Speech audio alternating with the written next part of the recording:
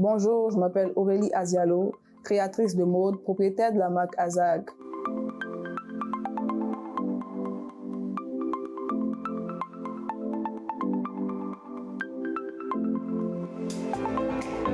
J'ai eu une enfance assez calme. J'ai fait mon cursus scolaire primaire à Saint-Jacques et ensuite j'ai eu le CP. Ensuite, on m'a affectée au collège Notre-Dame du Plateau où j'ai terminé le cursus scolaire. Ainsi de suite, j'ai continué mon cursus scolaire assez normalement. Après le bac, j'ai eu à me poser certaines questions du genre qu'est-ce que je vais devenir, qu'est-ce que je vais faire après. Mais une chose était sûre, c'est que je ne voulais pas travailler pour quelqu'un. Je voulais entreprendre.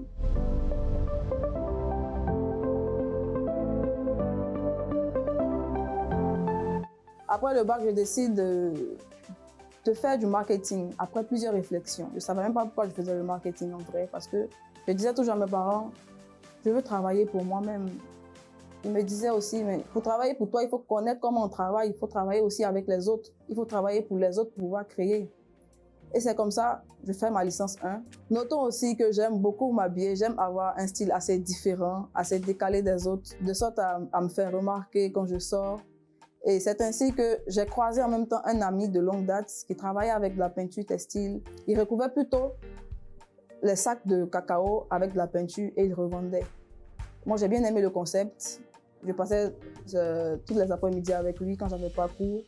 Et c'est ainsi que je décide en même temps de porter un t-shirt, de prendre mon t-shirt moi que j'avais l'habitude de porter et je lui donne pour qu'on travaille ensemble.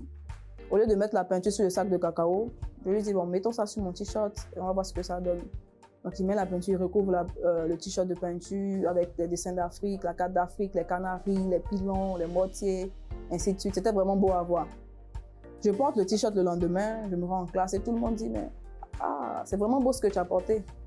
C'est vraiment beau, où on peut l'avoir. Et je leur ai dit de me laisser un temps de réflexion afin que je puisse répondre à leurs demandes. Donc là, je rentre à la maison, je commence à réfléchir sur le projet. Comment est-ce que je vais appeler cette marque? Comment est-ce que je vais la développer? Mais en temps, je pose le t-shirt sur la table, je fais une photo et en même temps, je crée une page Facebook.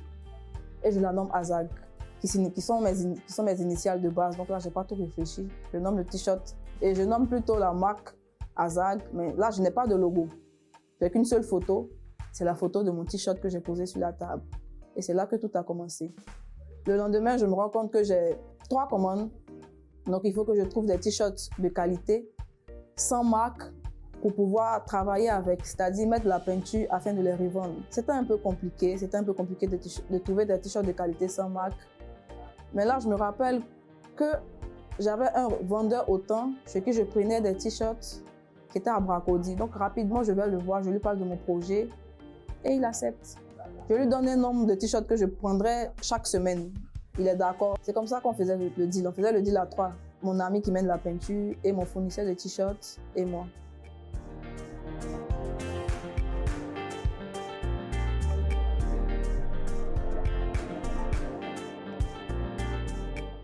Et tout doucement, j'avance. Et je me rends compte qu'il y a quand même beaucoup de paramètres que je n'arrive pas à gérer, c'est-à-dire le paramètre de la distribution.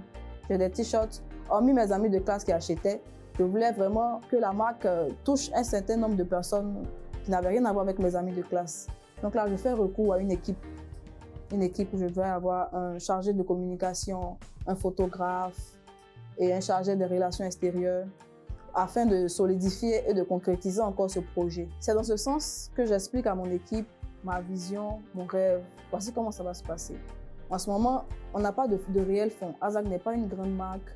On vend en fonction de la demande. Je ne peux pas vous donner un salaire fixe, en fait. Je peux m'assurer de faire le minimum. Mais on doit travailler pour avoir encore plus. On doit être soudés, on doit faire ce qu'on a à faire, chacun doit exécuter ses tâches. Et c'est ainsi qu'on commence la collaboration. Au départ, tout allait bien jusqu'à ce que je sois confrontée à certaines plaintes venant de mes collaborateurs. Certains se plaignaient de ne pas avoir un salaire fixe, d'autres se plaignaient de la lenteur de nos productions ou de la réactivité de Azag et ils ont décidé de rebrousser chemin. Ils n'ont pas cru en cette vision-là, ils n'ont pas eu la patience, ils n'ont pas cru au projet. Et ils m'ont laissé tomber. Entre-temps, côté production aussi, j'avais un souci de t-shirts. J'arrivais plus à me fournir des t-shirts normalement parce que mon fournisseur n'était plus sur la place.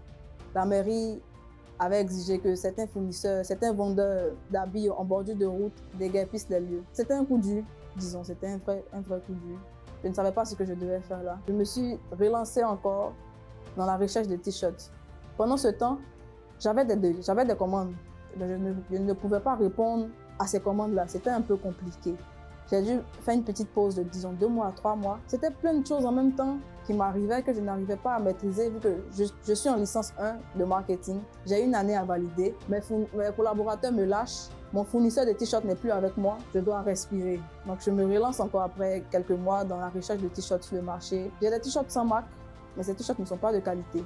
Vu que ces t-shirts ne sont pas compatibles avec la peinture. Donc après 2-3 lavages, ça coule. C'était un peu compliqué. Je décide de ne plus vendre de t-shirts et de commercialiser les chemises.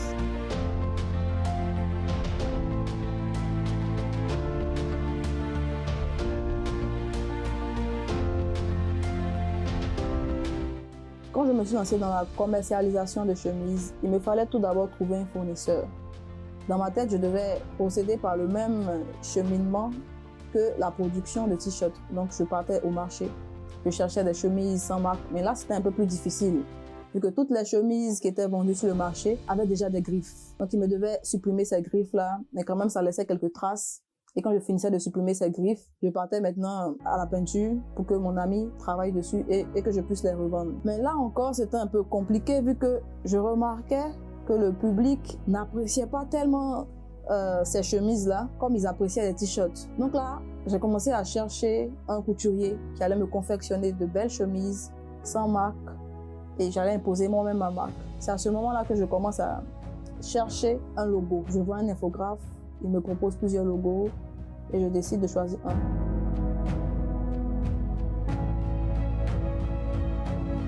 Vu l'échec total que nous avons essuyé à la sortie de notre première collection, nous décidons de changer le design des chemises. Nous nous lançons dans des chemises avec des griffes, c'est-à-dire des griffes assez brodées de façon visible et bien posées sur la chemise, qui faisaient raffiner et qui nous tendaient vers un produit de luxe. Ensuite, je me lance dans une recherche de brodeur.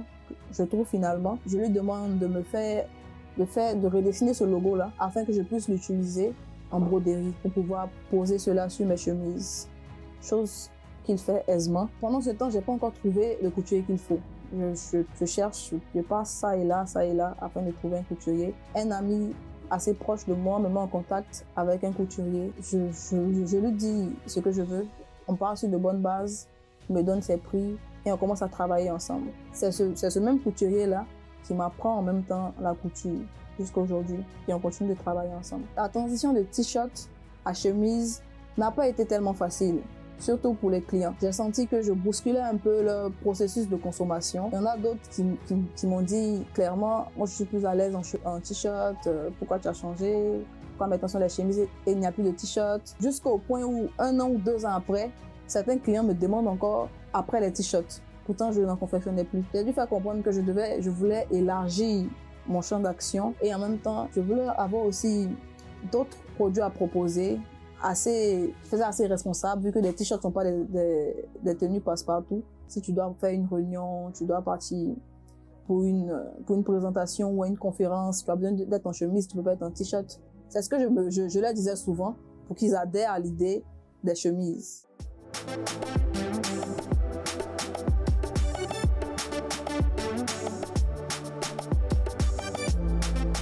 Malgré la détermination que j'avais à mener à bien mon business, cela ne m'empêchait pas de bien suivre mes cours afin d'avoir de bonnes notes pour pouvoir valider mon année. Au contraire, je prenais cela comme une force pour pouvoir mener à bien mon projet, vu que j'étais en marketing négociation. Le marketing m'apprenait à appliquer certaines stratégies, à décider de certaines stratégies, à me démarquer de mes autres concurrents sur le marché et c'était beaucoup bénéfique pour moi. Concernant la recherche de clients, cela n'a pas été du tout facile. Nous avons dû faire du porte-à-porte, nous avons dû être sur le terrain, partager nos prospectus, présenter les produits. Certains même refusaient de nous écouter au début. Mais en même temps, nous étions aussi sur les réseaux, donc nous avons posté de belles photos, nous avons sponsorisé tous nos posts, ce qui augmentait en quelque sorte notre audience. Cela nous a permis de bien vendre. Pour les nouvelles sorties de chemises, nous avons quand même vendu 20 tant habituellement, les dernières chemises étaient vendues peut-être à 5 chemises par mois ou 4 chemises par mois.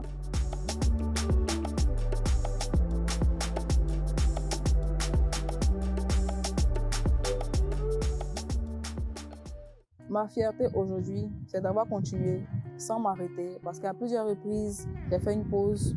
J'avais vraiment envie de laisser tout tomber, mais j'ai continué jusqu'à aujourd'hui avoir une boutique qui était mon objectif premier quand j'ai commencé à Zag. Hormis tout ceci, il y a aussi le fait que des artistes portent ma marque, des artistes de renom, des visages de ce pays portent ma marque et ça me rend vraiment fière. Dans 5 ans, je vois Zag comme une référence dans le monde de la mode ivoirienne. Pourquoi pas dans le monde de la mode internationale. Mais avant toute chose, j'aimerais bien implanter plusieurs boutiques dans la sous-région, être reconnu en Afrique et aussi créer de l'emploi afin de lutter contre le chômage. À tous ceux qui aimeraient bien entreprendre, j'aimerais leur dire de ne pas se lancer dans l'entrepreneuriat par défaut, mais plutôt par vocation. Il faut qu'ils sentent la chose. Il faut qu'ils viennent avec un nouveau concept pour pouvoir être accueillis par les clients. Il faut qu'ils apportent de la valeur, qu'ils ajoutent une valeur à leur business afin de pouvoir nous montrer des trucs qu'on n'a jamais vus. Parce que si tu viens entreprendre pour faire ce que d'autres ont déjà fait, évidemment, tu ne feras pas un bon chiffre et tu cours à ta perte. Donc, bonne chance à tous ceux qui veulent entreprendre et sachez ce que vous voulez faire et faites-le bien.